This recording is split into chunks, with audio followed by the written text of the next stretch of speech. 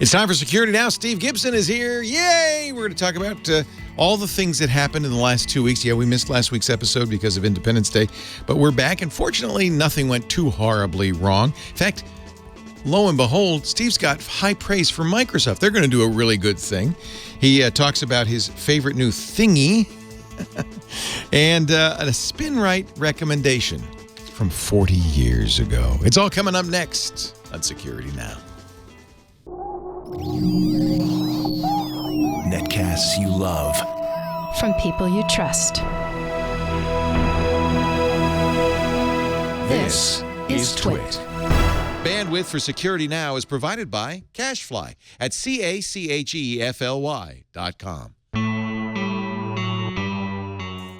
This is Security Now with Steve Gibson, episode 619, recorded Tuesday, July 11th, 2017. All the usual suspects. Security Now is brought to you by ZipRecruiter. Are you hiring? With ZipRecruiter.com, you can post to 100-plus job sites, including social networks, all with a single click. Screen, rate, and hire the right candidates fast. Try ZipRecruiter free at ZipRecruiter.com/twit. And by IT Pro TV. A good IT Pro is always learning, and IT Pro TV is the resource to keep you and your IT team's skills up to date. Visit itpro.tv/security now and use the code SN30 to get a free 7-day trial and 30% off a monthly membership for the lifetime of your active subscription. And by Rocket Mortgage from Quicken Loans. Home plays a big role in your life. That's why Quicken Loans created Rocket Mortgage. It lets you apply simply and understand the mortgage process fully so you can be confident you're getting the right mortgage for you. Get started at rocketmortgage.com/security now. It's time for Security Now, the show where we cover your security and privacy online with this fella right here, the explainer-in-chief. Yo, Leo. Stephen Tiberius Gibson. You're wearing glasses today. I am. I've been wearing contact lenses for 45 years. Oh, you've been deceiving us. I'll never forget. I was riding in my best high school buddy's parents' car. He was driving. This is before, we had our licenses, but we didn't have our own cars in high school. And I turned to Scott and I said, "So, should I get contacts?" And without skipping a beat, he said, "Absolutely." and I said, "Oh, wow, okay, wow." Scott had an opinion, apparently. Yeah, he did. Yeah. And I've been wearing hard contact lenses. The original. Wait a minute. You never got soft lenses? Nope. RGP, rigid gas permeable contact lenses for 45 years. Those you had to really get used to. My first ones were glass. Yeah, and then I did get eventually the permeables, which were somewhat more comfortable. And the good news is you don't throw them out; they last and last. Yep. But I now wear daily. You might find daily wear more comfortable. You don't ever clean them; you just throw them out at the end of the day. I think I'm at the point now where I've given up on vanity. I have no hair left, so you look good in glasses. You look more intelligent. Well, okay, you were like a leading man before. Now you're like a normal geek. Wait a minute. That's what I prefer. A smart guy. I'm not sure that I want to lose the leading man look if I can hold on to that for another couple years. Anyway, we're back after our missing week, and the good news is the world didn't spin out of control. And in one podcast, I think we're going to be able to fit everything. In looking over what happened, I thought, okay, I'm just going to call this one All the Usual Suspects, because that's what we have. We've got governments regulating their citizenry, evolving internet standards, some brilliant new attackations, and some new side channel attacks, browsers responding to negligent certificate authorities, specious tracking lawsuits, flying device jailbreaking, more IoT tomfoolery, this week's horrifying Android vulnerability, more Vault7 CIA Wikileaks, a great tip about controlling the internet through DNS, and more. So, in other words, all the usual suspects. That's pretty much the way this podcast has been rolling lately. So wow. Yeah, lots of fun and interesting news. Lots of stuff. And we are starting our official 2-week BlackHat exploit extravaganza countdown. BlackHat is, I think it's like the 21st to the 27th at the end of this month. So a couple of weeks from now, and already we're beginning to see early reports. We'll cover some of them this week. No doubt we'll have some more next week. And I imagine in the weeks following BlackHat, lots of more details. So in some cases, as is always the case, there's sort of some early leaks about what's going to be presented, but we lack some detail that we don't get until the actual presentation. So it's a good time of the year for Security Now. It is. Thank goodness we've got security now. Let me. Do you want to take a little break, and then we'll get into the list of the litany of stuff? Absolutely. Let's talk a little bit about ZipRecruiter. Why don't we? Our fine sponsor. I love the front page on ZipRecruiter.com. You got this. This is actually for people applying for a job. If you click Post a Job, you'll find out why ZipRecruiter is the best way to hire people. Actually, the best thing to do, and this way we get credit, is go to ZipRecruiter.com/twit. ZipRecruiter has been used by more than 1 million companies now, big, medium, small, including Twit, which is about as small as you can get, to hire the right person fast. Now, first of all, the right person's out there. The question is, are they looking for you? Or are you looking for them? Unlike other job sites, ZipRecruiter doesn't depend on candidates finding you. It finds them by posting to 100-plus job sites with a single click of the mouse, including Twitter and Facebook and all the social sites, so that you're going to get your listing out there. That means you're going to get a lot of applicants. In fact, 80% of jobs posted on ZipRecruiter get a qualified candidate within the first day, within the first 24 hours. You might say, well, wait, Leo, I don't want to be slammed with applicants. Yes, you do, because the more you get applicants, the more likely you're going to find the right person. Here's the trick. They don't come to your email. They don't come to your phone either. They go into the ZipRecruiter interface that's designed for exactly this onslaught of applicants. You see, the interface lets you add true-false questions, essay questions, multiple choice if you want, to screen people you just don't want right out. And then you can they also format all the resumes in a uniform format so it's easy to read them, and then you can rapidly scan them and narrow it down, rank the remaining candidates, and pick the right person fast. I mean really fast. That's what's beautiful about ZipRecruiter. That dashboard makes it easy. Find out why ZipRecruiter has been used by businesses of all sizes, more than 1 million strong, to find the most qualified candidates with immediate results. This is the most important thing you do, is hiring for your company. Do it right with ZipRecruiter. Try it free right now if you go to ZipRecruiter.com/twit. ZipRecruiter.com/twit. 100-plus job sites with one click, that great interface. You know the right person's waiting. Make sure you reach out to the right places and use ZipRecruiter. ZipRecruiter.com/twit. We thank him for making Security Now a reality. So our picture of the week is just sort of a head shaker. It's we've seen these sites which are credible, which solicit people to put their email address into the site, and the site will then check all of the disclosed, leaked username, password databases. Pwned, right? Exactly. Yeah. Exactly. And the problem with that is that, it is a sketchy thing to do.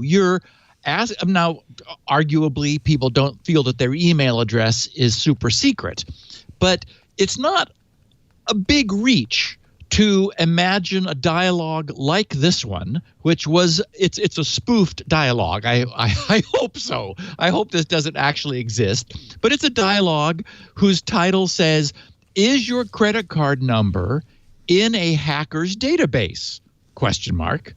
And then actually the English is pretty good, except at the very end. So it then reads, "You can easily find out now!" ! All you need to do is enter its information here, and we will scan thousands, Leo, of hacker databases. Thousands. To see if any they have matched yours. So they almost pulled it off, but there was a little English tripping over the feet there at the end. And then, of course, this has 3 fields, like the 3 fields: credit card number, expiration date, and zip code. So actually, they didn't ask for the CVV, which I guess would have taken it to the final stage. Yeah. What's your mother's maiden name again? Yeah. Just want to verify. Just want to make sure. Yeah.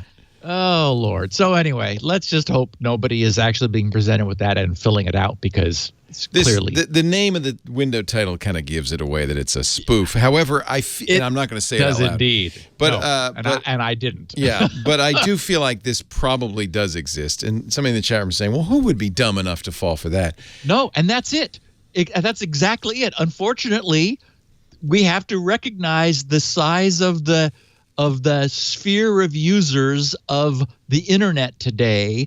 And I mean, Leo, you and I used to speak to them on the weekends often. I still do. Yes. Well, but it's not just, and I don't want to say they're dumb. It's people in a hurry, people not paying attention, people who are not wary and aren't as we are, alert to the possibilities of fraud. Who knows what HTTP stands for? Right. Right. We know. What it stands for, but most people don't. We shouldn't discriminate against people just because they're not, geeks. Not us. Yeah. Exactly. Yeah. No, and I'm not. And that's the point, is that we are a minority. Right. And there are going to be people who go, oh, I want to know if my credit card is in hacker databases. Oh, what a nice, convenient service. So, okay, top of the news is that last Thursday, we got a lot of top of the news, but we'll start with the W3C finally decided, after much debate, to add the EME, which we've discussed in the past, the encrypted media extensions, to the formal HTML5 spec. Not everybody was happy. Or, as Tech Dirt's Mike Masnick wrote the next day, Tim Berners-Lee sells out his creation. Yeah, I was so surprised that it was Tim who did this, really. Well, he's the director, and he was pretty outspoken. He was. Yeah, he was. But my feel. Well, so there's 2 aspects of this that Mike focuses on, and I'm with him on one of the 2.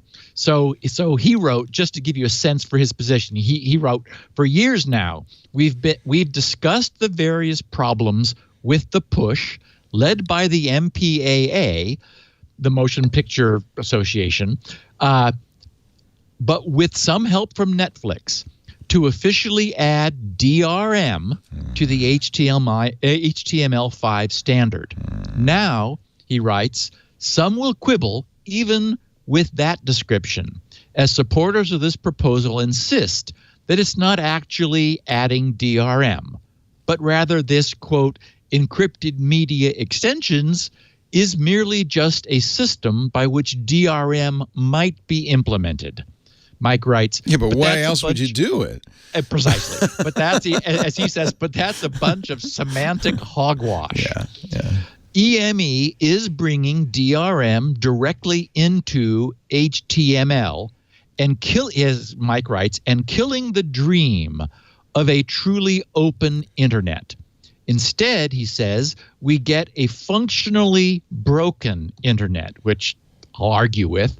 He says, despite widespread protests and concerns about this, the W3C boss and inventor of the web, Tim Berners-Lee, has signed off on the proposal. So of course, given the years of criticism over this, that sign-off has come with a long and detailed defense of the decision. So,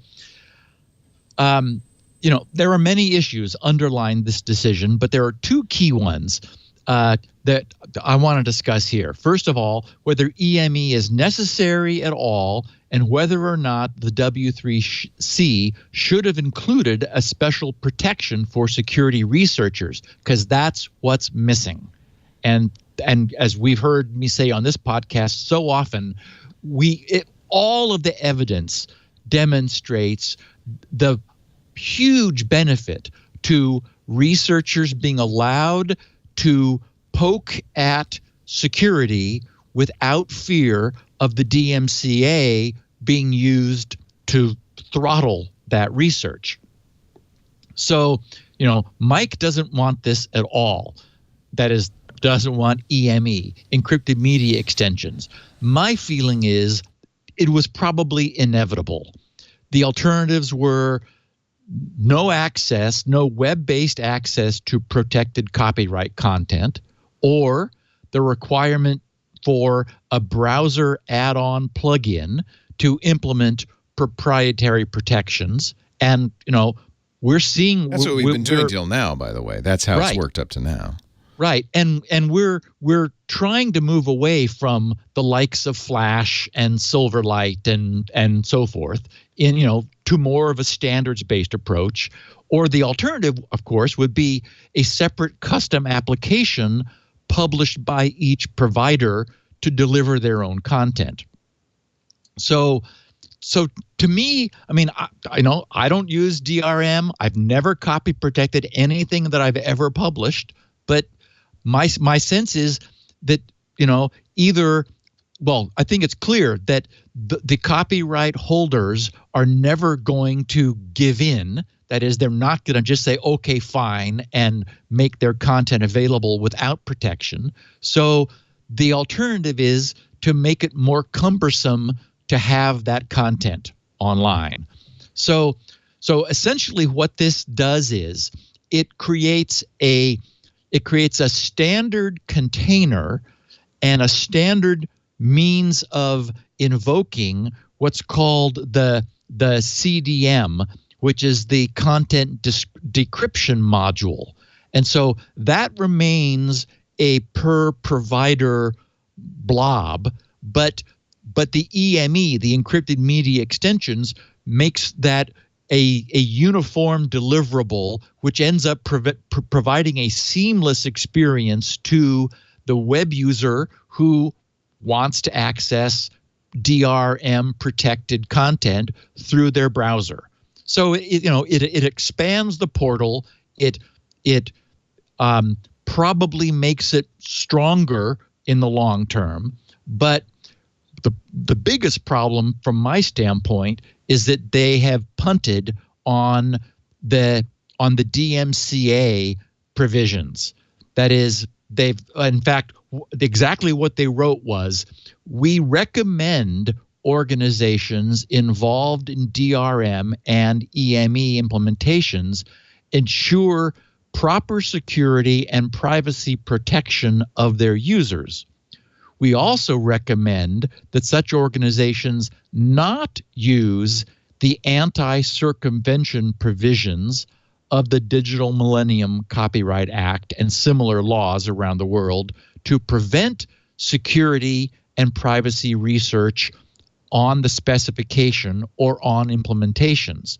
We invite them to adopt the proposed best practices for security guidelines or some variation intended to protect security and privacy researchers. But, this was one of the big issues surrounding this, that they just, as I said, they just punted on.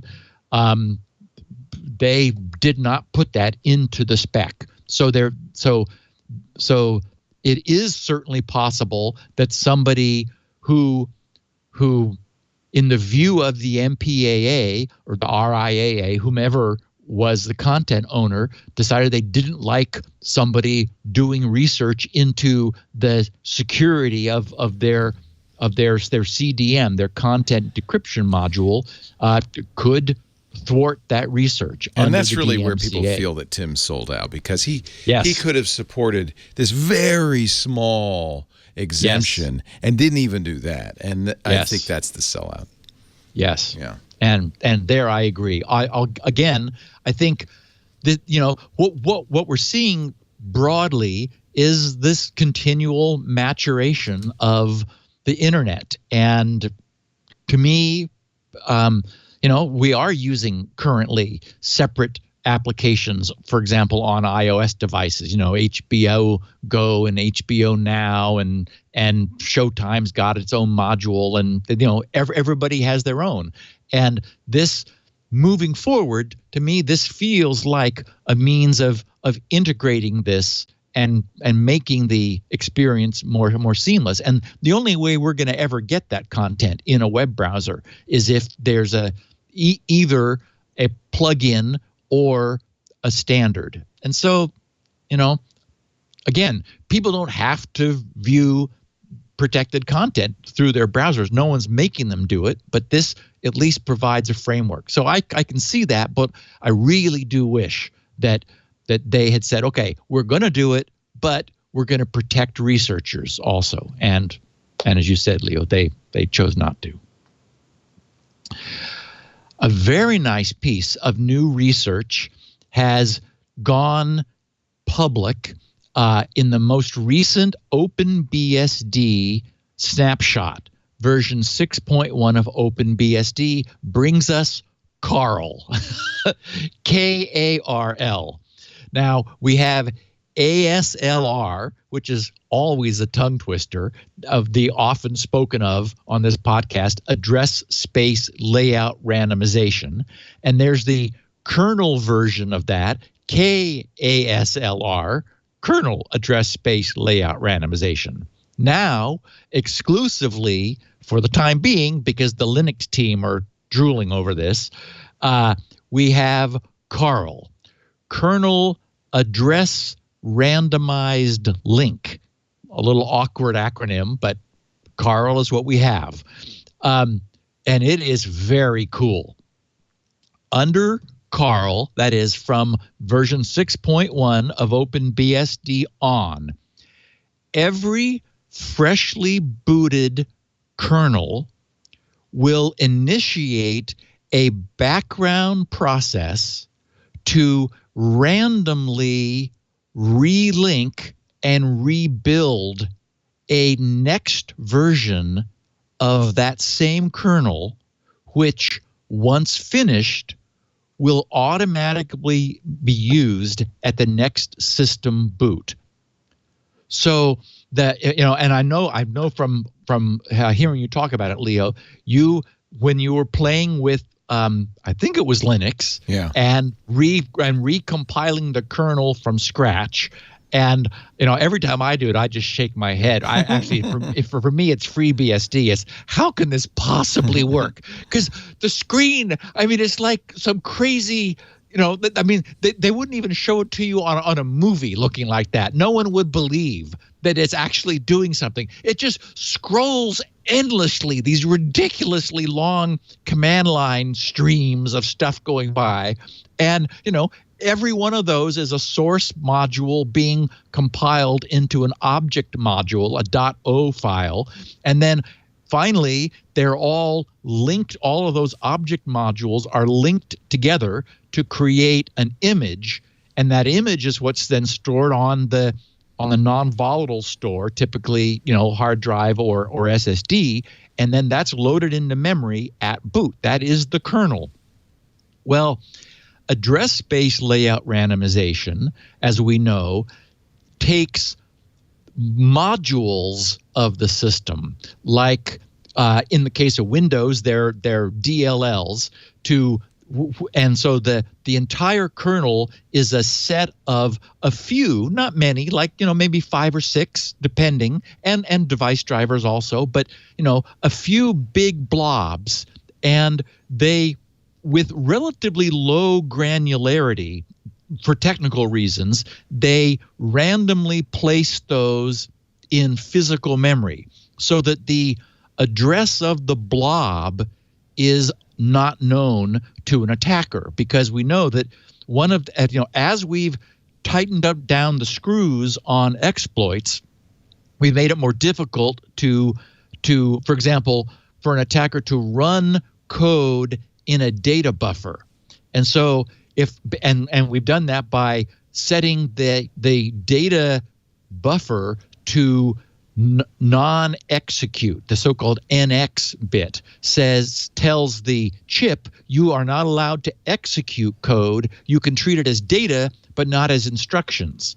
So to get around that, attackers said, okay, they would use this so-called return-oriented programming, ROP, where they would find existing little snippets of code in the kernel and jump to it in order to, it's like, okay, if you won't let me run my own code, I'll knit together existing code, which has to be marked as executable because it is, and perform my nefarious deeds that way. So the problem is that if any function in the kernel leaks its own location, that is, for example, say that there's a function which obtains some information which it holds in its own internal buffer, and it returns a pointer to that buffer to the caller saying, here's a pointer to the information you requested. Well, that pointer will be to the buffer, which reveals the location of the buffer to the caller. And so in essence, that's leakage of the position of that function. And what that immediately does is then, for anyone who is knowledgeable about the way the OS is built, that reveals the relative position of all the functions and all the code in that one blob, in that whole module. So what we've seen is exactly that kind of workaround for address space layout randomization. Any clue that can be obtained. And in fact, even if you don't have a clue, the granularity is typically 1 in 256. So it's only a byte worth of granularity. So if you have a scattershot attack where malware is just going to guess where something is, it'll be wrong 255 out of 256 guesses, but it'll be right 1 out of 256 guesses, and that may be all it needs. So what Carl does only now on OpenBSD is that final stage of kernel building where all of those .o, those the individual small object files, which are normally independently compiled, they still exist. But the final link phase is reperformed in the background with completely randomized order.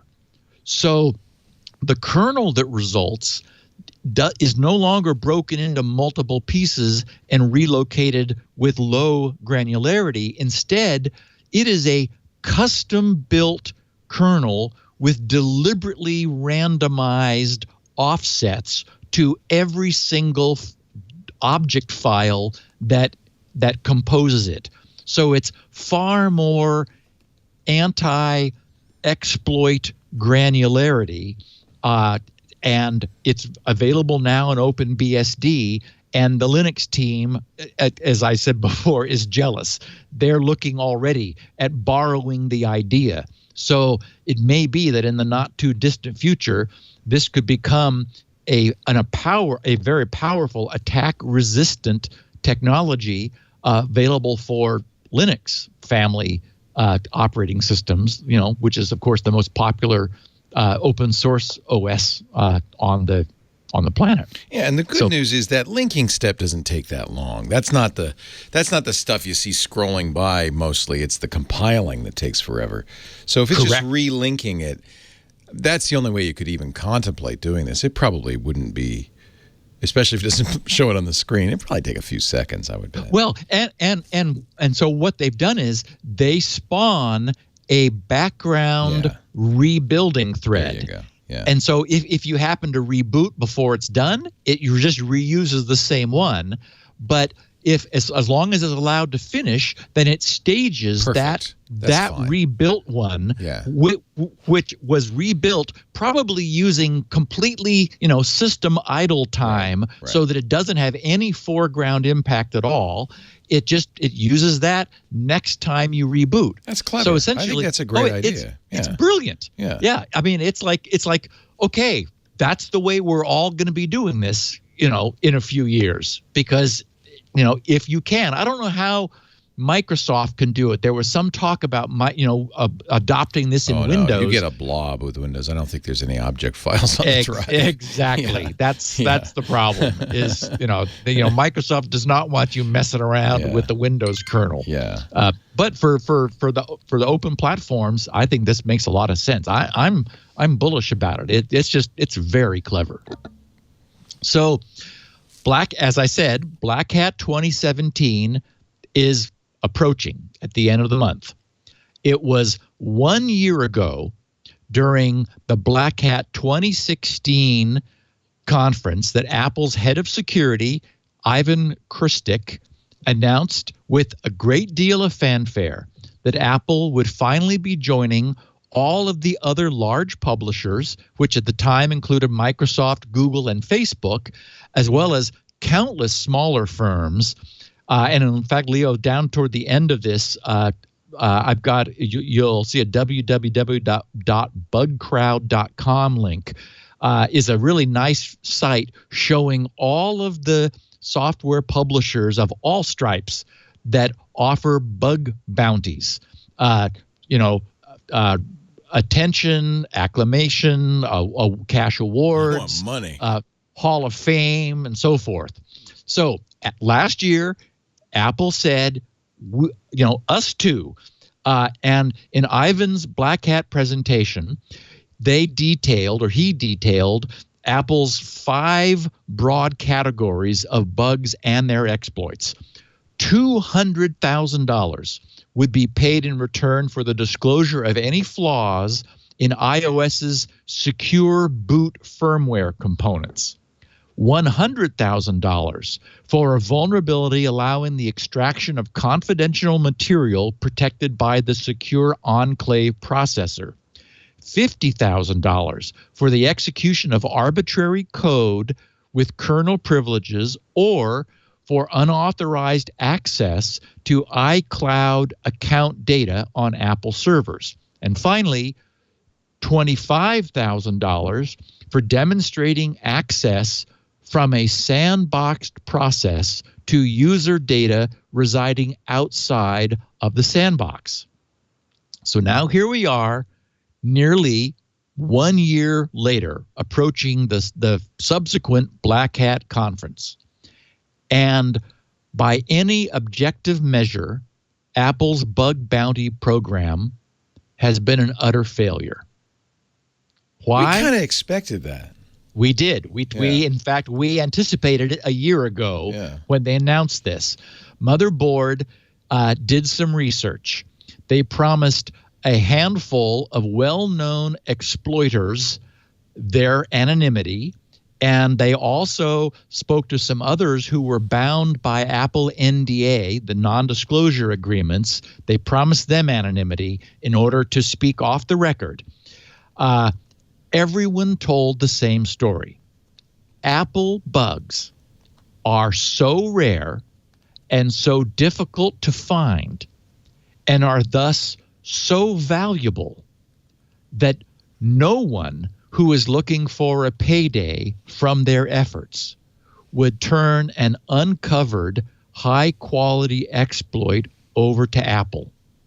Why? Apple doesn't pay enough. Economics, yeah. The going rate, get this, the going rate on the gray market for a multi-exploit iOS jailbreak is currently $1.5 million. And even second-tier exploit purchasers will pay $500,000 US for similar exploits. So it's like, 200,000. Thanks, Apple. But if I can get $1.5 million, yikes! Right. Apple created this really by being so secure and such a good target, right? Yeah. And they for a long time didn't have any bug bounties because they said we don't want to get in a bidding war. Well, yeah, exactly. And remember when we've been covering the pwn to own competitions in Canada.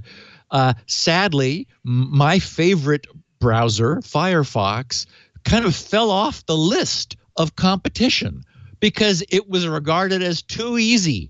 And so, no, sorry, we're not even going to pay anything for Firefox exploits. Chrome, yes. IE, well, Edge, yes. Firefox, don't bother. So it really is, what we see is it is the case that the harder it is to beat, the more you are rewarded if you beat it. And, so ostensibly the people who pay, you can imagine. I mean, the point is, imagine this. A purchaser who pays a hacker $1.5 million, that's profitable for them. There's a reason they're paying that much. Exactly. They're able. I mean, they have purchasers who are going to make that a profitable acquisition for them. Yeah. Yow. So that's the world we live in today. Incredible. And the good news is that that bugcrowd.com site demonstrates that there is now an ecosystem. Again, no one is paying this much money. This is up, top tier, high quality, reproducible. This is what state actors and intelligence services, government level, who have a need to get into somebody's phone, they'll pay the money. And of course, famously, Apple has refused to help in some cases. For example, in the case of the FBI, they refused to crack an iPhone open, and so apparently the FBI was able to purchase that from someone for some serious coin. They're looking at all these huge number of bug bounties. Yes. I'm guessing there are people who make a living doing this. Yeah, and I if I didn't have anything better to do, I think it'd be kind of fun to see if I could find exploits and then responsibly report them. Right. It's like, okay, hey, fix this. And this is why we have to not criminalize that activity. You could criminalize it being irresponsibly handled. That's arguably hurting the ecosystem, but don't criminalize responsible disclosure of problems found. We have to keep that alive. The wheels of browser behavior turn slowly, but they eventually do. 2 years ago, in July of 2015, 2 years ago, here we are in July of 2017, a significant breach of certificate authority policy was discovered by a user of WoSign's poorly designed free certificate service, who obtained a certificate for the entire GitHub root domain after only proving control over a subdomain. We covered the story at the time. And as we know, GitHub's architecture by its nature, gives individuals control over their own GitHub subdomains. That's what it's all about. So in another implicit failure to abide by the CA rules, WoSign either did not detect or did not report, and also did not revoke the misissued certificate. So this demonstrated no effective auditing and disclosure was present or performed, and that's part of being a CA. So this breach went undisclosed until a year later, a British Mozilla developer discovered, actually it was 13 months later, and so it's 11 months ago, that this had happened.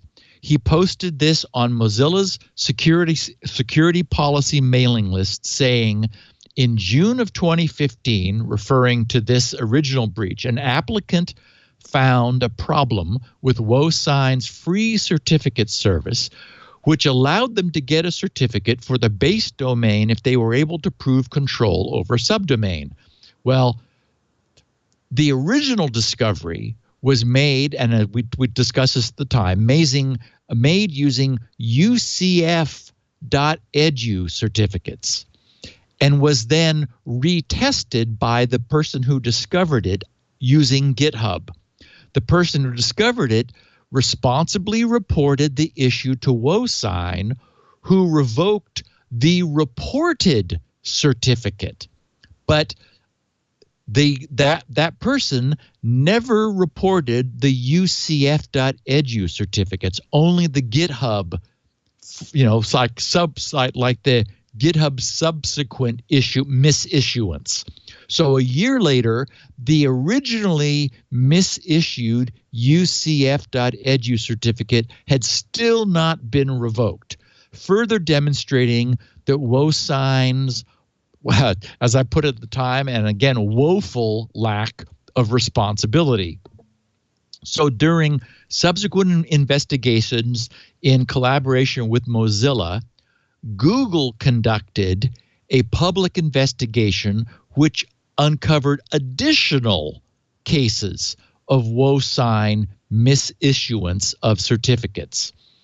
So last October, Chrome 56 began gradually reducing its trust of certificates signed by WoSign and its StartCom subsidiary.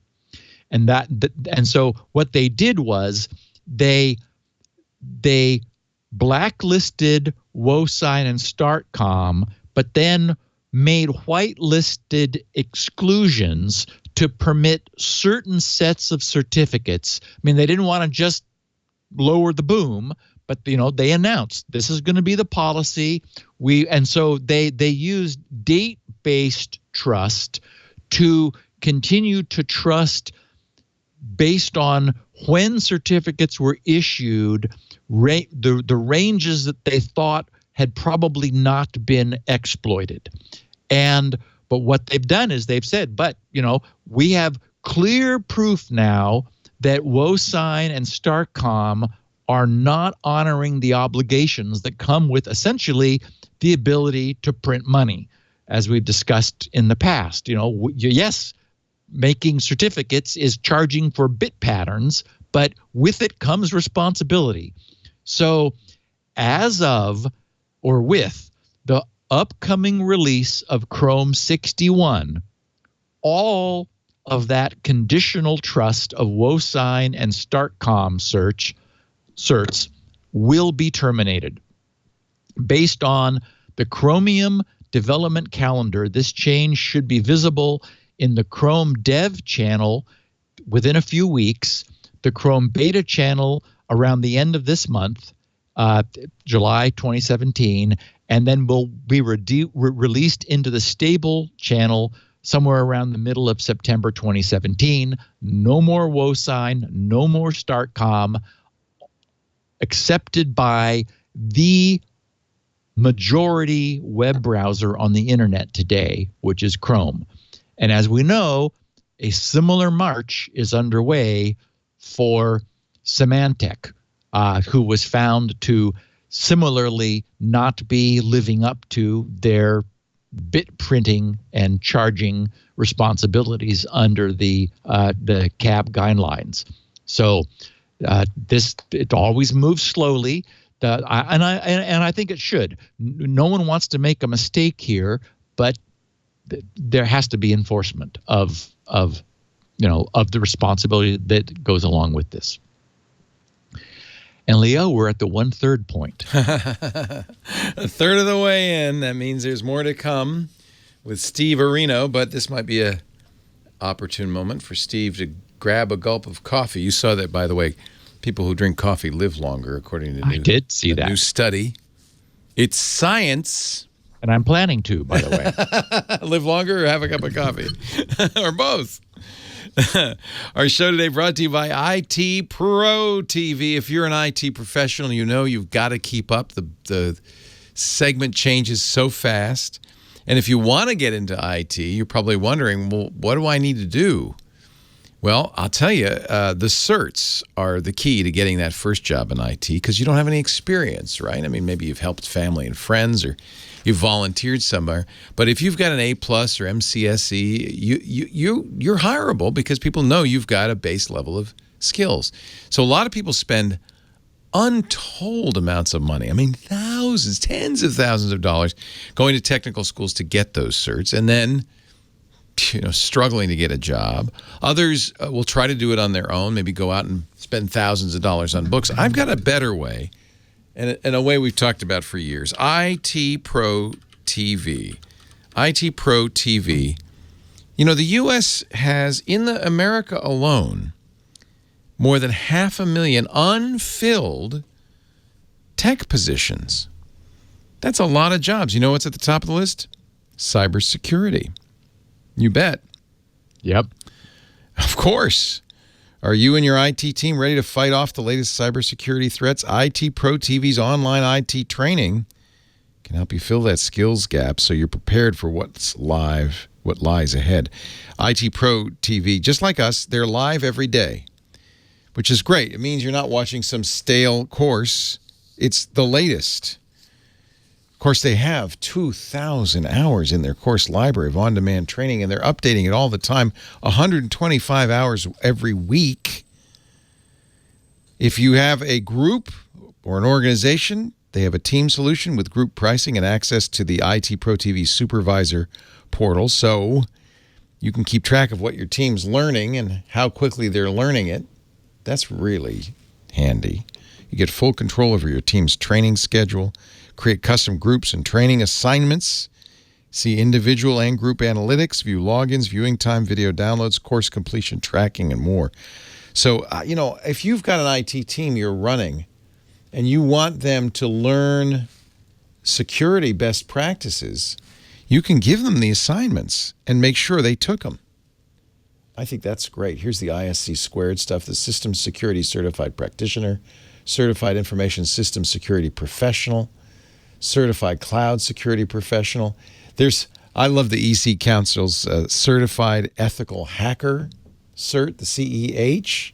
33 hours of training. It ain't easy to be a certified ethical hacker, but you can get it all, and you can get it at flat rate pricing. That's what I love. You can stream IT Pro TV's courses live and on demand worldwide via Chromecast, via Roku, via Amazon's Fire TV, Apple TV, on PC or iOS or Android. I love that. Here's their schedule. Let's see what they're doing right now. Oh, Kali Linux. That's a great distro for hackers and security professionals. Here's Business for Technologists. That's Channel 1. Channel 2, Kali Linux Live. Channel 3, Microsoft Excel Essentials. This is really, that shows you the range right there, the range of stuff they do. The soft skills for business, the IT skills for office, and then for security and people who really want to learn how this stuff works, Kali Linux. That's fantastic. IT Pro TV wants to thank Green River College, Tuesday Morning, Northeast IT Systems, and StarTech. They're just the latest choosing IT Pro TV's team solution. And, of course, if you're an individual, you can get ready for a career or advance your career in IT with those certs. And more important to me, you need the certs maybe to get the job, but the knowledge is what really matters, right? And it's all there at IT Pro TV. They've got great pricing, too, for everybody. You're going to get a free 7-day trial if you go to itpro.tv/security now, right now. And When you sign up for an individual monthly membership with offer code SN30, you'll get 30% off your subscription forever for the lifetime of your account. And if you want to know more about the team solution, you can also sign up for a free demo of their supervisor portal. That's itpro.tv/security now. We'd really like to get a bunch of teams in there. That would be awesome. Thousands of people have started their careers in IT after hearing these ads on Security Now. I want you to be one of them. And if you have a team now, maybe you're managing a big IT team, and especially security, this is your chance to take advantage of that. I'd love to see 5 teams sign up right now. Why don't you be one of them? itpro.tv/security now. And please don't forget the code SN30, 30% off for individuals and a free 7-day trial. itpro.tv. They're doing God's work. They are. This is important stuff. We still are hearing about hospitals and other businesses being bit by Petya after all this time. Yep. They're just, we need to get this information out there. Okay, on with the show we go. So, the most often requested feature for Let's Encrypt is coming at the beginning of next year. January 2018, Let's Encrypt will begin offering, for the first time ever, wildcard certificates. What? Yep. Fantastic, because I had to spend some money, a lot of it, for wildcard. That's great. Yep. From its inception, Let's Encrypt has been carefully, and we've been following along, rolling forward, trying hard, desperately hard, not to make any big mistakes with something as critical as fully automated certificate issuance. They've held off on the much requested feature of issuing a single certificate for all of a domain's subdomains. For example, star.example.com, where it could be, or like star.github.com, where that certificate would protect any machines within that domain, or any domains within that domain, until they felt sufficiently safe, that is, until Let's Encrypt felt sufficiently safe and secure in offering wildcards. So in January, this coming January, rather than requiring, as they do now and have, every subdomain to individually approve and obtain its own certificate, the single parent domain will be empowered to obtain a single certificate for all possible subdomains. Since the only thing Let's Encrypt automation is verifying is domain control, that these certificates will be and can only be the least rigorous form of DV, domain validation certs. But that's all any site needs if it just wants to protect, encrypt, and authenticate its traffic. So for the majority of sites that didn't need to bother, may have wanted to have HTTPS connections, but didn't want to get on the paid for bandwagon, and may have been using like free services like WoSign and StartCom were offering. Well, those won't work soon at all. Under Chrome, Let's Encrypt is an increasingly useful option. I still want extended validation. There are people who want organization level OV, organization validation certs. For that, you still need to use a certificate authority like, my favorite DigiCert. But there are applications where you just want to encrypt your traffic. I mean, you can't securely log a user on, as we know, without HTTPS, because if you log on, unquote, with over HTTP, that state cookie, the cookie which is then associated with your logged onness, is exploitable. It's in the clear. It's, back in the fire sheep days, that's what was going on. So you can't have, any kind of security and the notion of being logged on to something unless you're able to create an encrypted tunnel between the user and the web server. And that requires TLS, and that needs a certificate. So bravo for this. That's a nice move forward. And I have to grumble again about headlines that have too much hook in them and not enough truth, because the headlines read, researchers crack 1024-bit RSA encryption in GNU PG crypto library. Except, no, they didn't. The term cracking encryption means something. Yeah. And that would be huge news if it were true, but it's not. What cracking encryption, unquote, does not mean is arranging to obtain the private key by exploiting an algorithmic implementation flaw in a particular library. Yes, that's not a good thing, but neither is it a crack of the encryption. What did happen is that, and props to these guys, because they basically pointed out and demonstrated a long-known problem that crypto library authors had been ignoring. They can ignore it no longer. So this international group of 8 crypto researchers used a flawed implementation of RSA to powerfully demonstrate that the underlying libg crypto library, which is used by GPG, needs to be fixed. This implementation flaw was used to leak private key, which is not a phrase you ever want to hear. You don't want your private key leaked, through a side channel.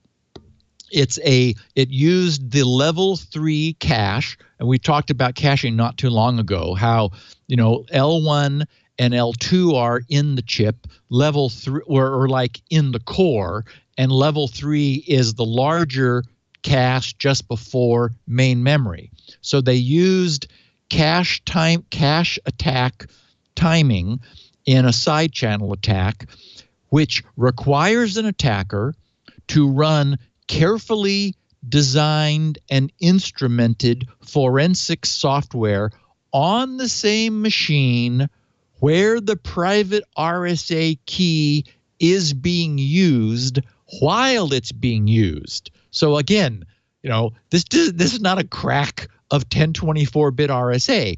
This is a known implementation problem was vividly demonstrated. In the paper's abstract, they wrote, and Bernstein was the lead author in this, Dan Bernstein, who we talk about often. I know he's the creator of The Curve. As I've said, that it was the inspiration behind Squirrel. They write, it is well known, and I'm not going to go into the details, but this gives you a better sense for it. Well known that constant time implementations of modular exponentiation cannot use sliding windows. Well, Leo, everybody knows that. I thought that was common knowledge. And you have to be careful, as we know, which way you open the window. Because if you open the window the wrong way, that's bad. And forget sliding doors. That's oh just my nuts. God. So, and yes, exactly. They write, however, such software libraries such as libgcrypt, shame on them, used by GPG, continue, nevertheless, to use sliding windows. It is widely believed, even if the complete pattern of squarings and multiplications is observed through a side channel attack, the number of exponent bits leaked is not sufficient to carry out a full key recovery attack against RSA. Specifically, 4-bit sliding windows leak only 40% of the bits, and 5-bit sliding windows leak only 33% of the bits, which, that would seem like a problem. In this paper, they write, we demonstrate a complete break of RSA 1024 as implemented in libgcrypt. Our attack makes essential use of the fact that libgcrypt uses the left-to-right method for computing the sliding window expansion. We show for the first time that the direction of the encoding matters. The pattern of squarings and multiplications in left-to-right sliding windows leaks significantly more information about the exponent than right-to-left sliding windows. We show how to extend the Henninger-Shackham algorithm for partial key recovery to make use of this information and obtain a very efficient full key recovery for RSA 1024.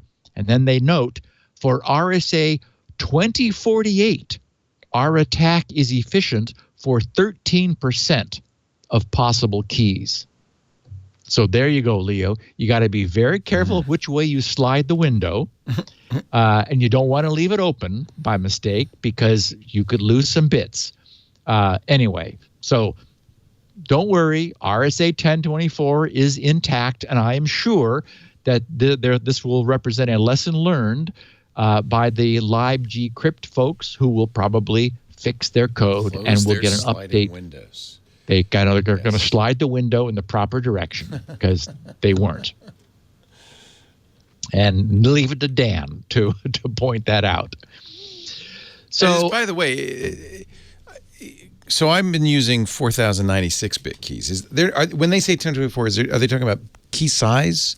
Yes, the length of the private key. So if you used a 2048 or a 4096, this wouldn't impact you no matter what lib you used. Well, if you 13% of 2048-bit keys could be efficiently recovered. Okay. But they didn't talk about 4096. My guess is that the percentage of leakage is would probably be fixed, but you've got so many excess bits in there, Leo, that you could lose half of them, and nobody would, it wouldn't help anybody enough.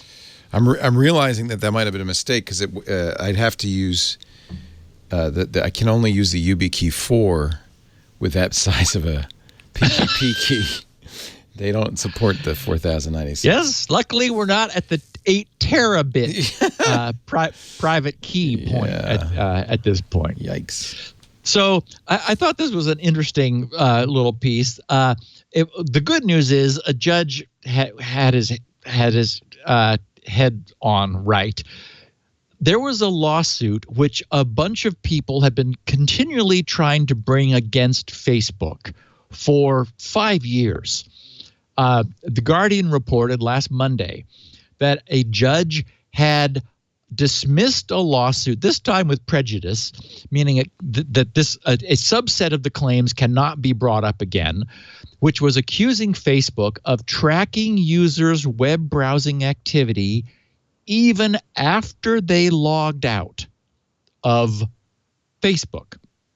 The plaintiffs in this suit alleged that Facebook was using the like buttons found on other websites to track which sites they visited.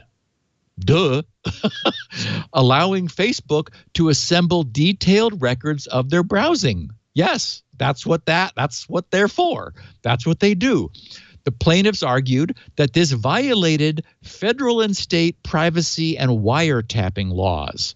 However, U.S. District Judge Edward Davila in San Jose, California, dismissed the case because he said that the plaintiffs failed to show they had a reasonable expectation of privacy or that they suffered any realistic economic harm or loss. In other words, the plaintiffs were annoyed, but annoyance is not sufficient grounds for a lawsuit. Davila said the plaintiffs could have taken steps to keep their browsing histories private, for example, using the Digital Advertising Alliance's opt-out tool or using incognito mode, which is now available in all major browsers. And they failed to show that Facebook illegally, quote, intercepted, which is apparently what they were alleging, or eavesdropped on any communications. He wrote, quote, Facebook's intrusion could have easily been blocked, but plaintiffs chose not to do so. Davila also dismissed an earlier version of the 5-year-old case back in October of 2015. He wrote, the fact that a user's web browser automatically sends the same information to both parties, meaning the site you're visiting and the site whose assets are also hosted on that page, does not establish that one party intercepted the user's communication with the other. He said the plaintiffs cannot bring privacy and wiretapping claims again, but they could pursue a breach of contract claim if they chose. So, standing back from this, it sounds as though the plaintiffs are unhappy that logging out of Facebook does not stop Facebook's tracking of their activities. But I think they need a lesson in how the internet works. As we know, websites give a browser a unique token, a cookie, which is subsequently returned anytime that browser makes any request for any asset from that, in this case, Facebook domain. But that's entirely separate from logging in. Even if you never were to log into Facebook, just by touching the Facebook domain, which your browser would do anytime you visited any page on the internet which contained a like button, Facebook would still give your browser a cookie, which could then be used to begin assembling an anonymous profile of essentially you anonymously as your browser, because it gets uniquely tagged, even if they have no idea who you are. That, just going anywhere and picking up that cookie then allows that to begin. You don't even have ever needed to visit Facebook ever, since, any contact with any page makes that happen. And then, of course, later, if you did visit Facebook and logged in and created an account and associated yourself with that Facebook session, then all of the pieces suddenly click together and fit together. But all logging in is doing is telling Facebook that cookie, which, has been wandering around and appearing every time your browser came into contact with any page having a Facebook like button, all logging in is doing is setting a flag saying this user is logged in. And when you log out, that flag is reset. And so, and the resetting of that flag just means don't let this person do anything on Facebook until, give them the login page until they do log in, and then they have freedom to do whatever they want to on their page. So anyway, I'm happy to see that this didn't go any further. These people just need to know how the internet works. In our continuing When Governments React watch, we have China upping the ante on VPNs. They have instructed the 3 major carriers of content in China, which is China Mobile, China Unicom, and China Telecom, to formally block all use of VPNs by February of next year, February 2018. And so this is sort of a, VPNs were were have been pushed against by the Chinese government to the point that already the Android store has lost pretty much all of the Chinese-based VPN services. They're just no longer available there. And as we know, we've talked about the so-called Great Firewall a number of times in the past. China has been blocking content that they don't want their citizenry to have access to, including Facebook, Twitter, YouTube, and Instagram. News sources like New York Times and Wall Street Journal are blocked, as well as Google Scholar. And as we covered on the podcast at the time 7 years ago, Google's own reluctance to have its results censored led it to quit the country, and then the Chinese government subsequently banned most of Google's services.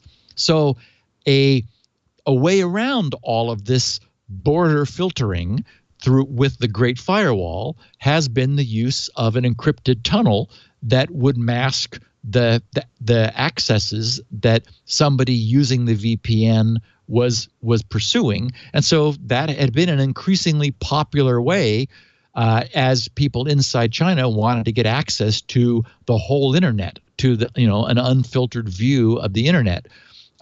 China has said, okay, we're going to make that increasingly difficult. Aside from the policy angle, our question is it even possible? Once upon a time, as we know, old school VPNs used well-known ports. They used specific ports, and that's how some corporations and public Wi-Fi setups and so forth would deliberately block the use of VPNs when they wanted to prohibit it. Modern VPNs, though, are able to tunnel over TCP or UDP and have complete flexibility of which ports they use, which makes filtering them much more difficult. And for example, it would be possible for a website to offer access to the rest of the web if it wanted to. So, for example, somebody in China could access a non-blocked website into which they put the URL they want to visit, and that site presents them with the page content from the URL they provided. You could sort of think of it, anyone who's ever used like the web archive has seen something like that, where you go to the web archive site and you give it the URL you want to look up in the past, and it shows you the page that was archived. Well, it could as easily be done with live content from the web on the fly. Essentially, you're sort of using that intermediate website as a deliberate man in the middle to perform the accesses for you to content that would otherwise be filtered. And yes, now then you end up with a cat and mouse race where it's necessary to go stomping out all of the sites that are offering a service like that. It just seems infeasible. So I think what this means is that the convenience and ubiquity of using easier to use VPNs will probably get throttled, but it just doesn't seem that there's a practical means for really blocking somebody who's determined to access external content to do so. On the other hand, the convenience of of having a Twitter app that just watches the stream, that you'll lose, because you would really need a traditional VPN in order to do that. But again, we're watching governments and state actors deciding that they want to profile their population's use of the internet to suit their own needs increasingly as the internet becomes more of a thing. And believe it or not, drone jailbreaking is now a thing. Finally. DJI the maker, as we know, of what is arguably the best line of commercial quadcopters, especially useful for professional aerial photography, used in weddings and bike races, and especially watching Apple assemble their solar donut, is locking down their drones against a growing army of DIY hackers who are arguing for freedom of flight. This controversial DJI firmware has for some time been enforcing no-fly zones and also altitude and airspeed controls, which which upset drone owners who chafe at such limitations. And online boards are full of reports where the restrictions appear to be applied arbitrarily and in some cases improperly, apparently restricting flight for no good, valid reason. So in response, hacking DJI's drone firmware has been on the rise, and DJI has started to fight back by pushing firmware updates to break the jailbreaks to internet-connected drones, and they've been proactively removing previously available legacy versions of their own firmware from their servers to prevent people from getting access to it, and retrofitting older firmware, which can then be jailbroken and used. So what, of course, has been spawned is an underground of firmware archives and so-called chop shops, which are retrofitting full flight freedom firmware. And the legal the legal position is a little bit unclear in the U.S. because, once again, the Digital Millennium Copyright Act is present. The Librarian of Congress, which administers specific exemptions to the DMCA, has given so far wide latitude to tinkerers who seek to break through software locks for the sake of repair or restoring factory defaults. However, so for example, it's currently legal to hack into tractors, cars, and cell phones, but not legal to jailbreak video game consoles. But there's currently no specific exemption for drones, although I guess DJI would have to bring a lawsuit against its consumers in order to test this and establish some precedent. But so now, we have I doubt that without really upping the stakes, DJI is going to be successful. We've seen, for example, what Android mobile devices and iOS mobile devices have had to go through in order to sufficiently strengthen themselves to the point that it's becoming, it's worth $1.5 million to get a jailbroken iPhone exploit. So anyway, I just thought it was interesting that there's now another jailbreaking front in the case of people wanting drone freedom. And okay, in this week's horrific Android vulnerability, we have Broadpwn, which we don't know everything about, and we won't for 2 weeks until BlackHat, but we know a lot. First of all, it's very worrisome, affecting I don't even know the number, at least millions of Android and probably iOS devices. Unpatched Broadcom Wi-Fi chips. Okay, so not cellular, the Wi-Fi chip, which are used in both Android and iOS devices, are vulnerable to a bug that allows an attacker to execute code on those devices without any interaction needed from the user, and even worse, simply by being within radio range of any malicious Wi-Fi access point. You don't even have to join it. You don't have to do anything. Your mobile device just has to receive its signal. A security researcher named Nite Artenstein, or Steen, I never know, no one knows, discovered and nicknamed the Broadcom firmware flaw BroadPwn, PWN. It's got a CVE number, 2017-9417, and he will be delivering the full presentation about BroadPwn at this year's BlackHat USA Security Conference at the end of the month. He responsibly disclosed the bug to Google, who already included it in the Android fix, which was available in last week's July 5th Android security update.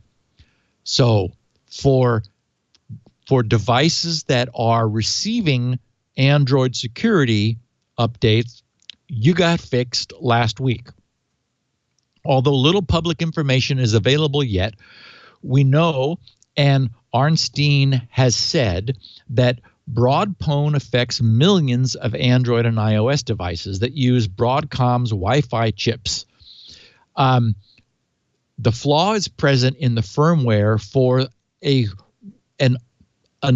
huge and old line of Broadcom. It's the BCM 4300 family, or 43XX family of Wi-Fi chips, which are included in an extraordinary range of mobile devices, including vendors Google with the Nexus line, Samsung, HTC, and LG. And then after being made curious about this, another Android security expert reverse engineered last week's July security patch from Google to dig out more details about BroadPwn. He determined that the bug appears to be a heap overflow in the Broadcom firmware.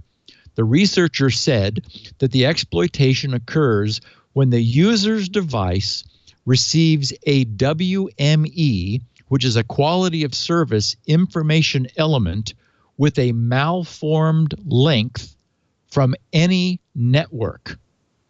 And as I noted, exploitation does not require user interaction. The victim needs only to enter into the Wi-Fi range of an attacker's signal. Artenstein has confirmed that even connecting to a malicious network is not necessary. Not surprisingly, Google's security bulletin last week rated BroadPwn as critical. The line, this BCM43XX line, appears to date back at least 12 years to 2005. It's unclear whether this flaw was present back then, but as we've discussed on this podcast previously, this baseband OS is a concern because it doesn't get much attention. We're always talking about iOS or Android, the visible OSs that we see and that our apps interact with. But there is this underlay OS that runs the cellular and the Wi-Fi that performs the communication, and it's firmware based too. And it tends not to change nearly as often as the OSs that run on top of it because it's kind of part of the lower level hardware offering. It comes with, from Broadcom with the chip. So it's very clear that if this flaw were to be weaponized by any global state actor and subject to any exploit limitations or exploitation limitations, that is to say, we don't know for sure what exactly you can do with this. So you can run code on the Broadcom chip? Well, what does that mean? We don't really know yet. But that means that virtually any unpatched Android device could be compromised simply by getting a malicious portable Wi-Fi access point within Wi-Fi range of any targeted Android user. We keep covering these serious Android problems. In older and unpatched devices, they are rapidly piling up. That is, these problems are. And I would argue they've already far exceeded critical mass. Although targeted exploitation is unlikely to affect many of us, opportunistic exploitation on college campuses and in public settings such as airports, hotels, or gulp, the upcoming BlackHat conference, could easily affect huge numbers of users. Virtually anybody with an Android device with their Wi-Fi radio turned on. So the conclusion to be drawn from this as we step back a bit is clear. Android devices that are not continually being rapidly and responsibly patched cannot be used securely. And unfortunately, depending upon how far back this goes, there is a massive population of devices that are not being patched, that have been abandoned, but are still in use. And if this is exploitable, that is, if the exploitation of the baseband OS firmware can be turned into something, it's a gold mine for the weaponization of this against old devices that are no longer being patched. We have, as I said, no information at this point on the status of this for iOS devices. We'll see what Artenstein says in 2 weeks during his BlackHat talk. And we'll learn how he pronounces his name. Yeah. Yes. I hope he says. Very exciting. Time for our last break, Leo. Okay. Have a cup of Joe. Extend that life. We want you to live a long keep me time. Going. Keep Steve going. He says he's only going to go through 1,000 episodes, but we want him to go farther. So keep drinking that coffee, Steve. We can maybe start numbering negative. Let's go backwards. Yeah. -1, -2, -3. When I get in the 900s, we're going to take a lot of time off. Whether we want to or not. Our show today brought to you by Rocket Mortgage, by Quicken Loans. Home plays a big part of your life. Buying a new home, probably the biggest purchase you'll ever make. Almost everybody, when it comes time to buy a home, goes out and gets a home loan. Maybe you own a home and you're thinking about refining before interest rates start to go up. Well, let me just make a suggestion. You're a geek. You listen to this show. That defines geekdom. You probably don't want to apply for that loan the old-fashioned way. Going to a bank, hat in hand, bringing a bunch of paperwork with you. Faxing more information and you get home. Wouldn't it be nice to do this whole thing online? Well, you can. And not only that, with a lender you can trust, the best lender in the nation, Quicken Loans. They've created Rocket Mortgage. It's a completely online loan approval process designed for us, the fast-paced, fast-living geeks who just really don't want to go into the bank or the loan office. It's convenient. It's easy because Quicken Loans have tied up with a bunch of trusted financial partners, so you don't have to go through paperwork. You can just submit it online with a touch of a mouse or your finger, because you can do this on your phone. You can do it on your tablet. It's completely transparent. You know exactly what's happening. You can even choose your time frame and rate and everything. And then you get, they churn the numbers and approve you within minutes. Last time we got a loan, it took months. Minutes. You could do it at an open house. So I know maybe, I don't know if I'm hitting you at the exact right time. You're going to buy a house today. Maybe not. But just keep this in mind and even make a Post-it note, put it in your pocket, because or your wallet. You may end up at an open house this weekend and suddenly say, we should buy this. Wouldn't it be nice to be approved for the loan before you leave? RocketMortgage.com/security now. Apply simply, understand fully, mortgage confidently at RocketMortgage.com/security now. Equal housing lender, licensed in all 50 states, and MLS, consumeraccess.org, number 3030. 30. Quicken Loans is a great lender. Look at all those J.D. Power Customer Satisfaction Awards on the homepage, and you'll see that year after year for years. RocketMortgage.com/security. Now, just keep that in mind for future reference. Steve is caffeinated. I've never heard the term mortgage used as a verb. You can mortgage confidently. It is a verb. Yeah. There's a verb mortgage. Yeah. You're going to mortgage your house. Yeah. I always thought of it. Oh, that's a good point. There's a noun mortgage, but it's also I have a mortgage on my home. Right. And you can mortgage your home. Yeah. Yeah. Nice. Yeah. The language. It's an amazing thing. That's handy. That was our penultimate ad. No, our ultimate ad. Yes. So our listeners know that I have a somewhat contentious relationship with Microsoft. I'm annoyed when they do things, I wrote Never 10, which I looked yesterday, 2,653,204 downloads. So and it's about 2,000 more a day. That's awesome. What still? Yeah. Okay. Yeah. But I do want to give them props when they do something that I think is really great. Doesn't happen that often. Yes, I know. But they've done something that I think is fabulous. A new form of very clever selective whitelisting will be coming to Windows 10. It's called Controlled Folder Access. It will be debuting in September's Fall Creators Update. And Win 10 testers now have access to a preview of the changes, which will include this new Controlled Folder Access, or CFA, feature. CFA is designed, and this is what I think is just Microsoft nailed this one, to only allow specific apps to access and read and write to specific folders.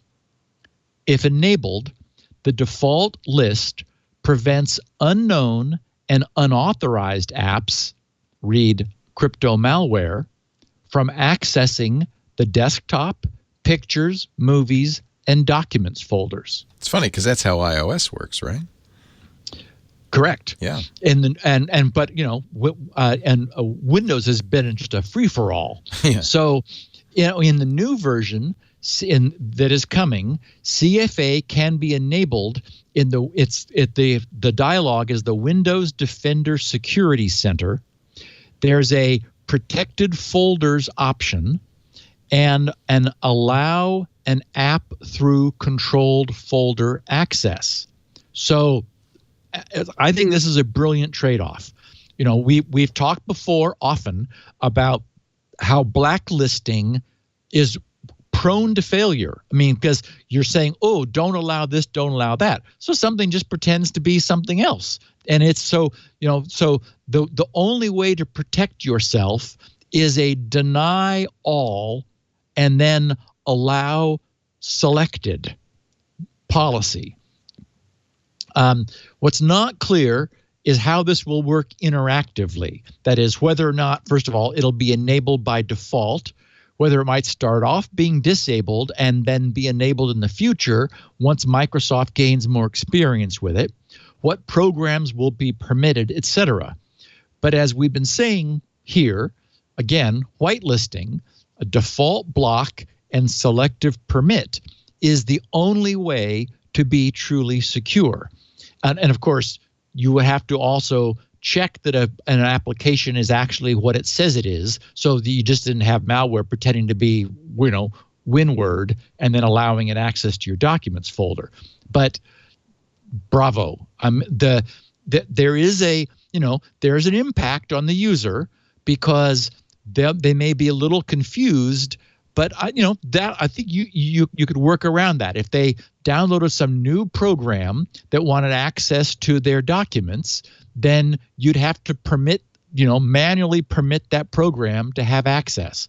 But what that would mean is that malware could not surreptitiously slip into your system and then surprise you with the big scary red screen telling you what percentage of a Bitcoin you have to pay in order to get your stuff back. So bravo. This is the kind of movement we need in order to tighten things down. And I think what's clever about it is that it's constrained. That is, it would break everything if Microsoft tried to establish, wholesale whitelisting policy across the entire operating system. Instead, they're just saying, these are the folders where most of users' important stuff is, and the universe of applications that need access to that subset of folders is reasonably small. So we can constrain the access to that subset of the whole OS, and the universe of apps that need access to it, we can constrain that too. So just, yay. Props to Microsoft on that one. In our This Week in Bizarre IoT stories, we've had the smart water meter that contradicted somebody's story about the use of the hot tub in the middle of the night. Now we have Engadget reporting a somewhat bizarre piece of IoT news that a smart home voice response device, and by the way, it was originally misreported as being a Google Home device, but we still don't know what make and model it was responsible for ending a violent dispute by calling the police. Police in New Mexico reported that a smart home device intervened in a domestic violence incident by calling 911. Oh, come on. I'm not kidding. When Eduardo Barrows asked, did you, and apparently in a loud voice, did you call the sheriffs, as he threatened his girlfriend with a gun. Call the sheriffs. I get it. During a fight, the device interpreted it as a request to call emergency services. The 911 call responders overheard the altercation and called both negotiators and a SWAT team, who arrested Barrows over assault, battery, and firearms charges after a standoff. Barrows' girlfriend was hurt in the altercation, although police contend that the situation would almost certainly have been much worse. County Sheriff Manuel Gonzalez believes that the command possibly helped save a life, including that of the girlfriend's daughter, who was thankfully unharmed. We don't know what kind of device, though. We don't. We know it's not a Google Home device. And so Amazon has apparently said it's not them either. Interesting. So I don't know what it is. I know from first-hand experience, and I'm sure you do, Leo, because you've got one in every room now, and even in your closets. Everywhere. That unintended sounds, especially loud sounds, can cause the command discriminators in these devices to misfire. For some time, I had an Amazon Echo in my living room listening with me to my whole room theater. And from time to time, when nothing to my ear sounded like its wake-up trigger word, the device's blue ring would suddenly illuminate, scan around a bit, and then it would go back to sleep. And I used to kind of look at it going, okay.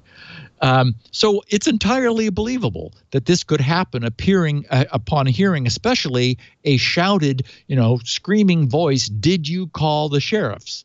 Especially if the girlfriend's name was you-know-who. Oh. So, yeah. If your name is Alexa, you're safe. That's funny.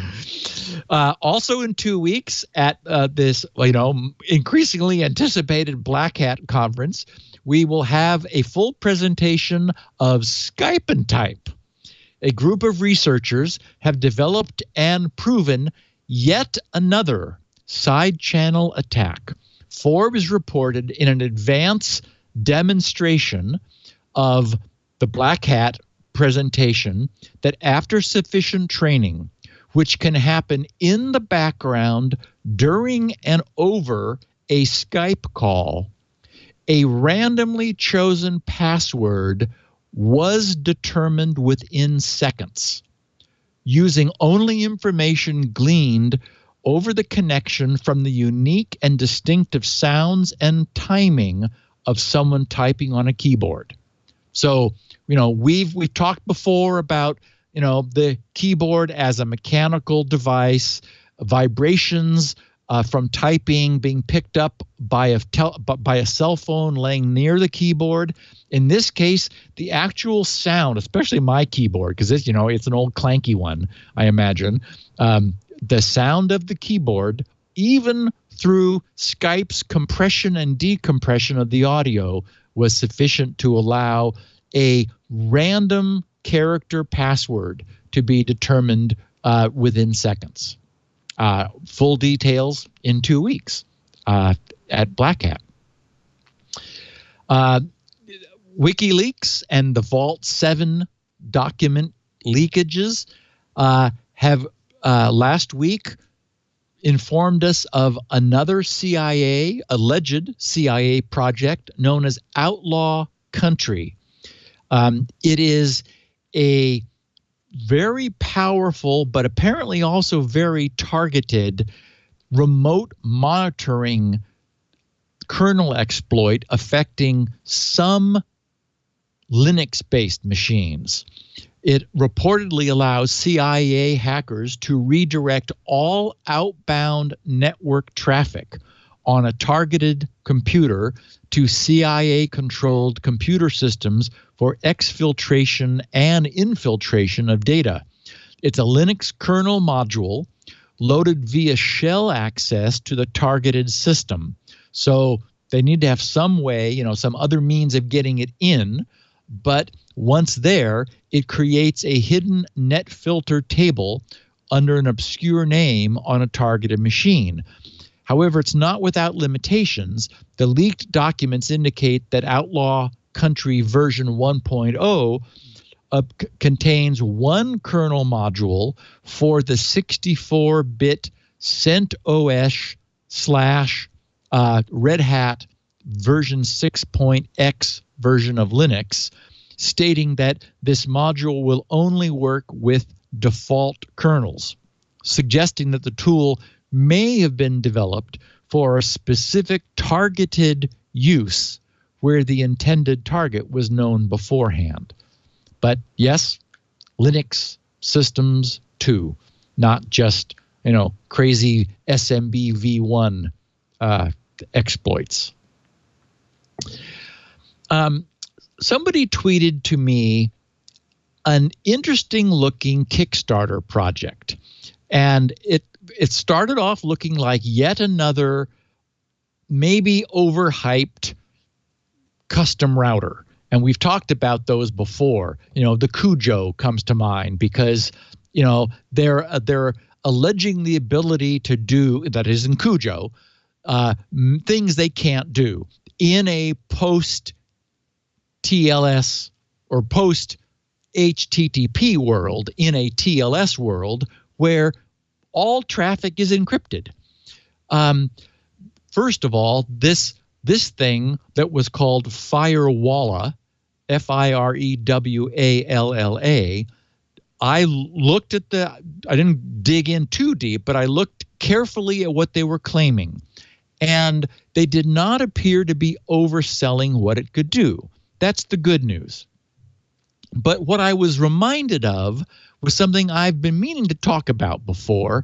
And 2 weeks ago, when I went off on my rant about Cisco overselling their, quote, seeing into encrypted communications, which really looked like it reduced to using DNS metadata, I forgot to mention, and this reminded me of something that some very good friends of mine and of the show have done. And these are the Nerds on Site folks, who were one of our very early podcast sponsors. Dave's when we in the began. Chat room right now, I think. Well, David Redekop is the person whose name is on the blog. What these guys created is something called DNS Thingy. Good name. It's a great name, DNS Thingy. DNSthingy.com is the site, and they nailed it. It is a affordable subscription service, less expensive than the other things that we've seen, and what they've done is they've fully thought through the power of DNS. That is, even in a land of encrypted communications, devices in your intranet have to get the IP that they're connecting to. As we know, by default, DNS is not encrypted. So this allows them to exert very granular per device controls. So, for example, the kids' iPads or computers could have time restrictions put on them so that they just stop being useful at bedtime. They can have, family safe content filtering put on them or not. The whole internet can appear to be shut down or not. They've got add-on. They have installable firmware for ASUS routers and a whole list of them that they support, or routers based on ClearOS, or my favorite, pfSense. So as we know, you could take a very inexpensive little standard router PC, load it up with pfSense, add DNSthingy to it. They've got a beautiful little dashboard for configuring it. Anyway, we know who these guys are. They're 100% above board. They're the real deal, great people. So I would commend our listeners to take a look. Just check out DNSthingy.com. One quick way to get a sense for it is to go to the blog and scroll back down through David's postings, because it's active, it's being maintained. They're all fired up about it, and I just think, it's the way to deal with a post-encryption world where you still want to apply per-device controls. One thing you could do, for example, is constrain what your IoT devices can do. You could say to your camera, you are only allowed, camera, to look up the IP of the service that supports you and nothing else. So if malware got in there, it couldn't go checking out command and control servers anywhere else. Its DNS queries would get blocked. Oh, and it does ad blocking too. So you could say, I want specific devices to be ad blocked, or the whole household to have ad blocking. Is it hardware? No, it's it is it's software. Just an update to your router. Right. Some routers do this, of course. In fact, the Eero just added this feature to their routers. So that's cool. So if your router doesn't do it, although even routers with access control lists, not a lot of them have ad blocking. That seems like a pretty. I don't think the Eero does ad blocking. Well, and again, like they sat down, and as we know, they're techie, and they said, okay, what's everything we can do? So there's like time-based restrictions, per device restrictions, and way more. So it's it's very capable for a family router where mom and dad want to manage what the kids can do. You want content blocking, you want time restrictions, and for example, you could also prevent somebody. I saw this at some point on the page or on the site. You can prevent someone from changing their DNS to something else in order, for example, the what they used was forcing open DNS to be used and prevent someone from changing to something else in order to get around open DNS's restrictions. So I've been meaning to talk about it. DNSthingy.com. These guys did a great job. That looks cool. They do relocation too, so you can access geographically restricted content. That's kind of neat. Yeah. Yeah, it's pretty sophisticated. Wow. Nice job, Dave. Next week, we're going to talk about something that Bruce Schneier referred to as he said in his blog posting, "This is nice work."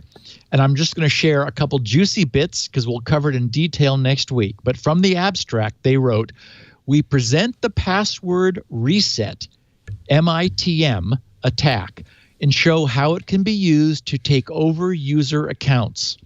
The attacker initiates a password reset process with a website and forwards every challenge to the victim, who either wishes to register in the attacking site or to access a particular resource on it. The attack has several variants, including exploitation of a password reset process that relies on the victim's mobile phone, either using SMS or phone call."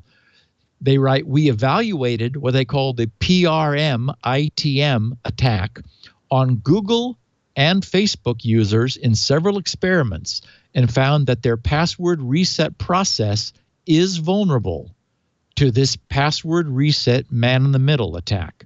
Since millions of accounts are currently vulnerable to the PRM-ITM attack, we also," they write, "present a list of recommendations for implementing and auditing the password reset process." We'll get into it in detail next week. There's a lot there.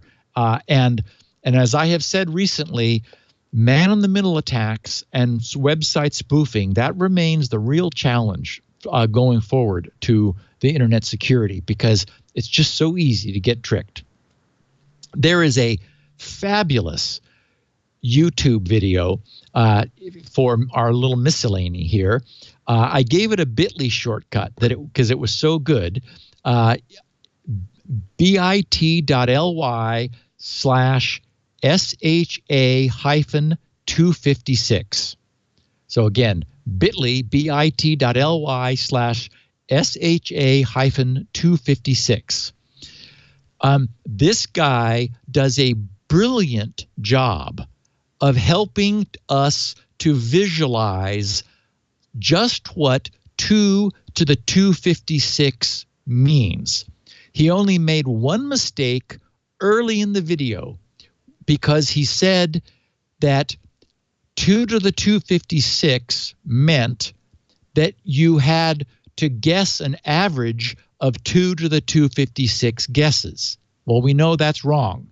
If you made 2 to the 256 unique guesses, that would give you 100% chance of guessing it, because that's all there are. So what he meant was 2 to the 255 guesses would give you the average number required. That is half that set. Yeah. Exactly. Other than that tiny mistake, he did a beautiful job.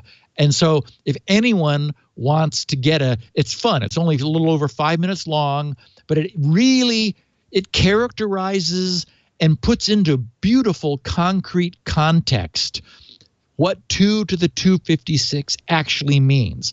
And that's important because that's how many Bitcoin addresses there are. That's how many squirrel identities there are, and so on. So really nice piece of work. bit.ly/SHA-256. Also, I wanted to note, and I've got the links here in the show notes, there are 2 Security Now t-shirts that someone created. One is a very nice TNO Trust No One t-shirt, and the other is a t-shirt based on the S in IoT joke. You know, the S in IoT stands for security. Anyway, they are at teespring.com, teespring.com. I did have a little quick note about Spinrite. Bill Taroli apparently was having problem. Looks like he's a Linux user using the BTRFS file system. And so his first tweet said, "Sigh, one offline uncorrectable read error on my SSD." So as we know, SSDs fail too. And he said, so he tweeted, "Time for a level 2 scan with," and then he said at Gibson Research, at Spinrite, and then did a pound security now. Then a couple tweets later, because like it was a little sometime later, he tweeted again, replying to the previous tweet, and he said at Spinrite, awesome, exclamation point. Smart says drive is 63% useful life, but it feels so much faster now. Full BTRFS defrag under 30% IO wait now. So Bill is obviously scrutinizing the operation of his system closely. He's looking at the IO wait time that his Linux BTRFS file system is experiencing when he's defragging it. And after running Spinrite on his SSD, he saw the IO wait time drop dramatically because just running a level 2 scan with Spinrite over the SSD cleaned up the SSD and sped it up significantly. And then I saw one more thing that really brought kind of almost a tear to my eye, Leo, and that was Chris Erickson tweeted, and I have the link in the show notes, but then there's also 2 pictures on the next page. Byte Magazine, November 1988. And on the first picture is the cover of Byte Magazine with showing Steve Jobs' new machine for the 90s, the NEXT, the Next computer. And then under reviews, next to the big word byte, it says it's reviewing a number of things, and in there is Spinrite. And it was sort of for me, a blast from the past. But as you know, Leo, because we were active at the time, Byte Magazine, it was the magazine of record back in the day, in the late 80s. I mean, it was the Bible. And so Richard Grehan was the Byte senior technical editor-in-large, and he finished his review. This is just the last 2 paragraphs. He said, he titled it, "A Must-Use Utility. All I can say," he wrote, "about Gibson Research people is that they did their homework. The user interface is well thought out and easy to use. All interaction is via an easy-to-navigate window system. The package comes with," he said a hard disk, but he meant a floppy disk, "and a 40-page user's manual that is more interesting for its historical content, how the authors of the package," and we know that the author is singular, "made all their discoveries about hard disks than any other information. The program is so well put together," he wrote, "I found I seldom referred to the manual anyway." He said, "Spinrite is no 14-disk Grand Slam C compiler, but you shouldn't underestimate its usefulness. If you have a PC with a hard disk drive that you spend most of your day relating to, and your heart sinks every time you see the drive's bad sector list, Spinrite is what the word must was invented for." And oh my God, can you imagine? I mean, I memorized that review. Does he say anything about how he's waiting for version 6 or no? No, that was version 1.0, I think, back then. Yeah. Yeah. Wow. You must be one of the if not the longest running programs still in existence. 39 years, my friend. That's got to be a record. It will be 40 years in 2018. Well, we're throwing a party for that one. Yeah. Wow. 2 quickie closing the loops from our listeners. Ian tweeted from at IANC. He said, "At SGGRC, listener for the past year, you often talk of prime numbers. Other than basic knowledge of prime, why are they so powerful for crypto?" And I'll answer quickly. Just say that many types of cryptography are based on a problem known sort of generically as a trapdoor function. The idea being that it's something that's easy to do but difficult to undo. And the only reason that prime numbers ever come up is that the most venerable public key crypto, that is asymmetric crypto, where you are able to openly publish one of the keys to use for verifying a signature or verifying a cryptography, but keep the other one secret, is that it is trivial to multiply two prime numbers. And we have never yet found a fast way of demultiplying them. That is, of factoring the product of two primes. That's the only thing, the only principle, the only reason primes are a deal is that it's easy to multiply, but the prime factorization problem has proved to be intractable for decades. And there's a reason we were talking 2 weeks ago about the whole what does quantum mean, and then the horror of an 8 terabit public key. Essentially, a private key is 1/2 of the public key. And so you take the private key as one of the primes and another prime, you multiply them. And so essentially, because you can't pull it apart, you're hiding the private key in plain sight. You're saying, here you go. Here's your public key.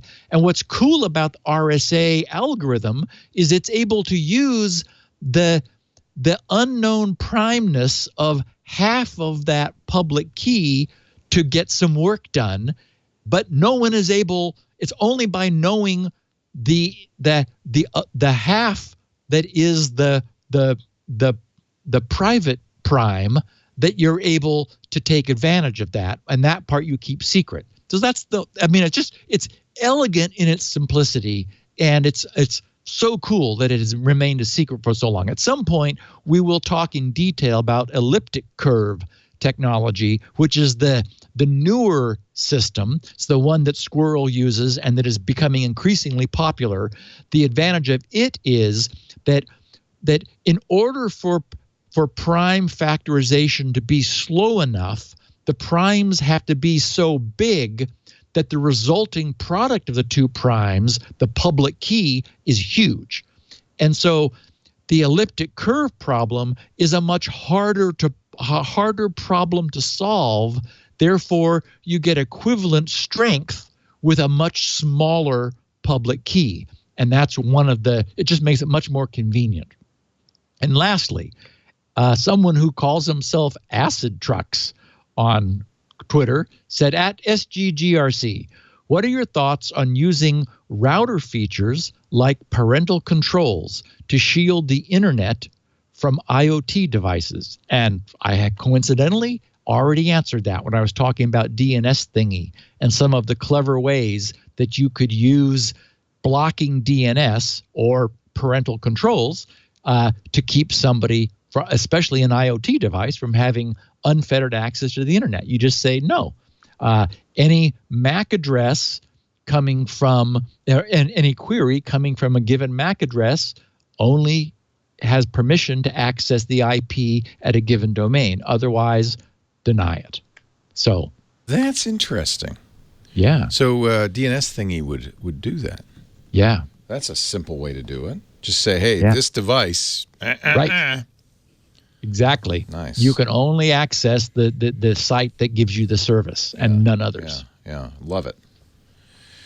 Steve, one more, I'm going to make one more announcement that tomorrow is Internet Freedom Day, another big protest on the internet to preserve net neutrality. You can find out more at battleforthenet.com. In fact, I encourage you to go there. Yay, yes. And send a letter to the FCC, call your Congress critter. A lot of companies participating in this, including, ironically, AT&T. Well, we don't buy that, AT&T. We know you're not. You're not a part of the fun. And a lot of websites, you'll know, will either go dark or in some way indicated. Ours will, with banners and our as we did with the SOPA protest some years ago. If you tune in tomorrow, any of our streams, they'll be in black and white. Nice. With a badge just to remind you to call your congressperson and email or write to the FCC and comment. The second stage of commenting, I think, begins tomorrow. They didn't get all the comments they ought to have because God help them. they were DDoSed somehow by all the comments. You think they could pull that twice? I don't know. Anyway, so tomorrow is a big day, July 12th. Good. And I know you care about that, and we all care about preserving that neutrality. We would not be here if it weren't for the fact that anybody could participate on the internet as an equal. And corporate dominance is it's a We do need some regulation. Yeah. And that's what we're saying. Don't regulate the internet, just regulate some ISPs that would like to regulate the internet themselves unilaterally. Steve Gibson's at grc.com. That's where you go to get Spinrite. For 39 years, the world's best hard drive maintenance and recovery utility. Wow. And, of course, while you're there, you can check out Shields Up and all the other freebies he offers because he can, he makes a living on Spinrite, including this show. The audio's there and transcripts, really good transcripts. Elaine Ferris does those all by hand, listening, typing at grc.com. You can also get audio and video versions of the show at our site, twit.tv/SN. Best thing to do, if you ask me, would be to subscribe so you get every episode. You want the complete set, by all means. You can even watch us do it live every Tuesday, 1:30 Pacific, 4:30 Eastern, 20:30 UTC at live, twit.tv/live or live.twit.tv. I think both work. I think even twitlive.tv or .com works. And if you do that, do join us in the chat room. Nice people in there, including Dave Redekop. If you just go to irc.twit.tv, you can participate with them. What else? Anything else I need to say? We're approaching BlackHat. I have a feeling we'll be discussing more pre-BlackHat news next week, and we'll be covering it in detail as it happens. So it's always our busy time. I think we're gonna have a lot of fun in coming weeks. Steve Gibson, thank you so much, and we will see you next time on Security Now. Thanks, my friend. Security.